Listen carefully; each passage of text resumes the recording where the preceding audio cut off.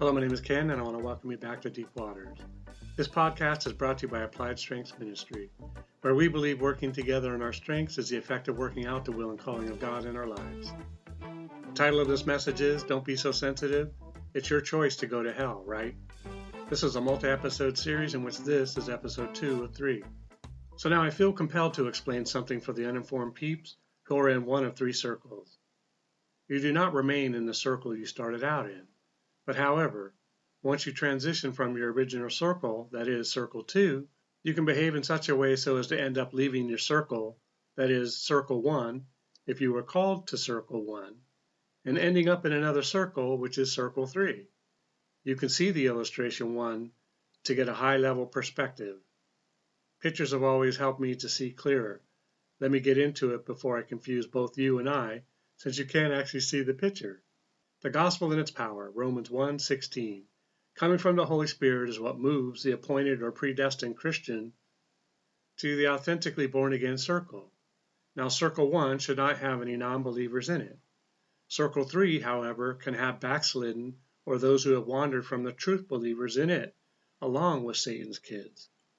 2 Thessalonians 2:19-12. The coming of the lawless one is according to the working of Satan, with all powers, signs, and lying wonders, and with all unrighteous deception among those who perish, because they did not receive the love of the truth that they might be saved. And for this reason God will send them a strong delusion that they should believe the lie, that they all may be condemned who did not believe the truth, but had pleasure in unrighteousness. I have a whole message on what that looks like, titled Don't Play with Your Salvation. But sticking to this topic, it is only important that you are aware that the purpose, or what each of the 3 circles represent. Now, non-believers get into circle 1 because they are invited to the church, the very habitation of God, and those from circle 1. The unbelieving soul does not belong there. That is the equipping center or barracks for Christians. Listen to the message titled Church Purpose. Non-believers in attendance only brings confusion and can eventually slow or stop the growth of other baby Christians, even causing them to backslide. Non-believers belong in circle 2 or 3, which ultimately depends on whose seed is in them. The gospel power causes that seed to manifest and eventually sets the person on the course of where the seed is destined to go. This is why Jesus said you will know them by their fruit. For those in circle 1, we in the fivefold ministry should be equipping the saints for the work of ministry, so that they can preach to those in circle 2, not circle 3. Only circle 2 contains the appointed, predestined, and called peeps. Circle 3 has the hell-bent and sent, as well as the once-upon-a-time believer or backslider. Now, I know I said we do not preach to circle 3 convicts, but there is a ministry there, which should be addressed by the young peeps along with the mature believers, as they are called to do so. This is not a ministry for babies or immature young believers. Now, circle 1 has a combination of the milk drinkers, defined as the baby Christians, bread eaters for the young persons, and the meat eaters for the aged and mature Christian. Each is to be equipped where they are at. How many times have I seen those who are invited or required to attend a training that may specifically speak to only one maturity group is beyond counting and extraordinarily frustrating for an equipper to witness. Why should they have to endure your laziness? Prepare training for each of the groups of Christians. This is God's military, and I think we should handle the business of equipping and training just as He would and just as He did. Joel 2:1-11. So the 3 circles. I know you've just been dying to know what they are, right? It'll make sense of the rest of the message, huh? On the left is one circle, in the center is another, and on the right is the 3rd circle. The one on the left is red with an arrow pointing up. The one in the middle is gray with arrows pointing to the right and to the left. The one on the right is black with an arrow pointing down. Obviously, the arrow pointing up tells you that those are Christians, so arrow pointing down tells you that those are not, and the arrows pointing to the right or left signifies that we have a choice. And as I've said before, the center circle is where everybody comes from. It's circle 1 that preaches the gospel into circle 2 and extracts those who are predestined, appointed, or called by God. It also separates those who are not, and they end up going to circle 3, hopefully sooner than later.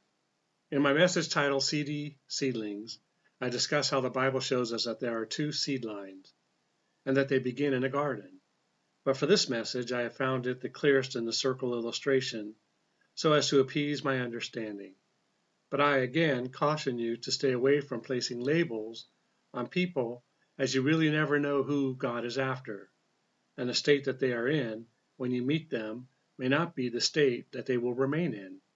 So now you must be asking yourself, if everything is already set up and established by God, then why should I try to do anything for God, with God? In fact, why God at all? Well, I'm glad you asked, and this is why, if you do such a message, that you explain what I am about to explain, so that you don't leave people quitting on God or just walking away from their assigned destiny. I know that some things in the human race are set from birth, such as a personality, talents, giftings, and purpose and calling. If you try and flow outside of what has already been established, then you go from a potential A performer to a B or C performer. If you want to know where you are at, ask your boss, your manager, your leader, your wife, or your husband. And if church has leadership, go to them, ask them. How am I performing? Am I at an excellent level, or am I at a B or a C level? Now know this, you cannot do anything you set your mind on. Watch a few episodes of American Idol to get the proof and evidence that this is a very true statement. Now before I move on, I want to dispel a prevailing error so as to convince you of these facts. I have had people refer me to Corinthians and tell me that I am in error on these points according to Paul. Let's look. 1 Corinthians 9:19-22. For though I am free from all men, I have made myself a servant to all, that I might win the more. And to the Jews I became as a Jew, that I might win Jews. To those who are under the law, as under the law, that I might win those who are under the law. To those who are without law, as without law, not being without law towards God, but under the law towards Christ, that I might win those who are without law. To the weak I became as weak, that I might win the weak. I have become all things to all men, that I might by all means save some. Paul is pretty clear in what he is referring to when he makes the statement about becoming all things. He is not saying that he became a doctor or a scientist, a miner, or a movie star. He's talking about having no cultural status boundaries. We also know by his ministry that he didn't have any religious boundaries either. You see it? You can't just be anything you want to be. It's not true. Sorry, parents, you should never have told your kids that they can be anything they want to be. The Bible says you should raise up your kids in the way they should go, and that if they depart from it, they will come back to it. You find out what the kid is wired for and set him on that path, and that's the life that God has chosen for him. But so now we move on to the next thing I wanted to address, which I can only indirectly support, but would simply like to preference it as a thought of my own. I cannot directly support it, but this is why it is supportable by the very fact that it is not 100% clear, and that you actually never know the fullness of how God sets his plan up. So look at Genesis 18:19, specifically 18:23-33, where he is chatting it up with the King of Kings and the Lord of Lords, negotiating with him that he might spare the city if just 10 were found righteous. Now we also know that Moses had changed God's mind on a few occasions, whereby he was ready to take out the whole of those rebellious desert peeps known as his people. Exodus 32:10-14. Now therefore let me alone, that my wrath may burn hot against them, and I may consume them, and I will make of you a great nation. Some may say that God was just testing Moses and never would have consumed them. And even though I believe he was, I do not believe he would have relented from his original plan had Moses failed the test. We have evidence of this in King David and God's relationship, whereby David performed a census, failing the test of God, and so it resulted in dead people. Lots of dead people. 2 Samuel 24:1-17. I know there is more to the story, but not here, not now. Verse 11. Then Moses pleaded with the Lord his God and said, Lord, why does your wrath burn hot against your people, whom you have brought out of the land of Egypt, with great power and with great mighty hand? Why should the Egyptians speak and say, he brought them out to harm them, to kill them in the mountains, and to consume them from the face of the earth? Turn from your fierce wrath and relent from this harm to your people. Remember Abraham? Isaac and Israel, your servants to whom you swore by your own self, and said to them, I will multiply your descendants as the stars of the heaven, and all this land that I have spoken of I give to your descendants, and they shall inherit it forever. So the Lord relented from the harm which he said he would do to his people. Well, that's it for today. Now, the fact that it looks like God changed his mind here kind of challenges the thought that those who are saved are assigned salvation before they are born. God may change his mind towards you, so don't give up asking. Remember, it's not what you find wrong or disagree with regarding these messages, but what you can take away from it.